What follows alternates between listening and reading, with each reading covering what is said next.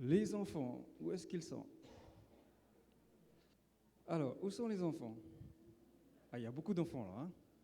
Mais on va trier les enfants ce matin. Allez, rapprochez-vous, je vais vous raconter une histoire. Ah, là. Ici devant, venez là.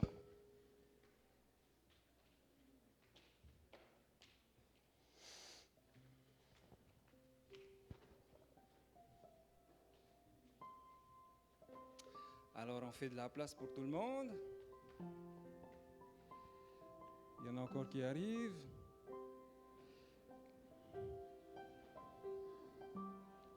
Et on veut que tout le monde trouve une place.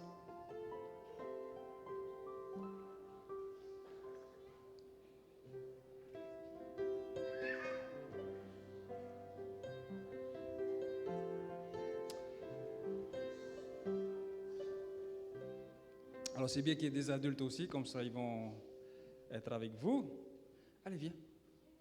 Viens. Viens. Dans la main. Tu veux venir? Viens.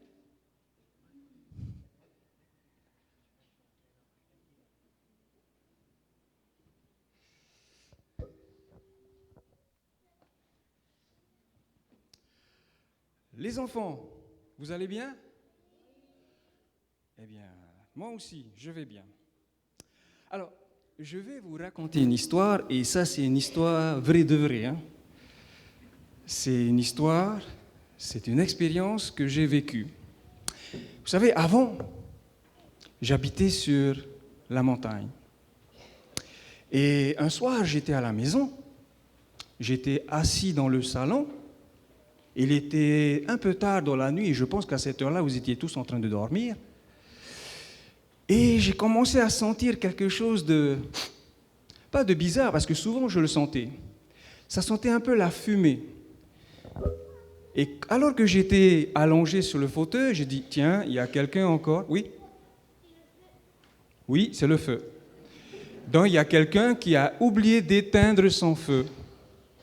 Mais je me dis, bon, c'est souvent comme ça, parce que occasionnellement dans la semaine, il y a de la fumée qui remonte de la vallée jusqu'au-dessus, là où j'habite, dans le chalet. Et je me suis dit, bon, c'est normal, comme d'habitude. Mais j'étais resté allongé et la fumée, elle était là, elle était là. Et à un moment donné, je croyais voir de la fumée dans ma maison. Alors je me lève, je vais à la fenêtre et je vois qu'il y a la fumée dans le garage. Et je sors du salon, je vais dans le garage et je vois qu'il y a de la fumée partout dans la cour. Et je sors dans la cour, je vais vers le portail et je vois que la fumée, beaucoup de fumée venait du portail. Et quand je me suis approché du portail, qu'est-ce que j'ai vu? J'ai vu de la lumière. C'était du feu. Il y avait le feu qui a commencé à brûler les fougères sur le côté, le long de la route. Et je me suis dit, si on ne fait rien, ça va faire quoi? Voilà. Ça va brûler la maison et ça va tout brûler. Alors j'étais tout seul, il était tard. Ma femme, elle était en train de dormir. Et j'ai pensé aux voisins. Parce qu'en face, il y avait une maison, la maison du pasteur Marama. Et j'ai pensé aux voisins. Alors je suis allé vers sa maison, j'ai tapé à la porte. Et je me suis rendu compte qu'il dormait bien. J'ai fait le tour de la maison et je suis arrivé à une porte. J'ai tapé, j'ai appelé. Et finalement, quelqu'un s'est réveillé. C'était mon copain Rayani. Alors il s'est levé, il m'a dit, mais qu'est-ce qui arrive? J'ai dit, Rayani, viens vite, il y a du feu dans la cour. Alors quand il a entendu le feu, devinez ce qu'il a fait? Ah oui, il est sorti de la maison.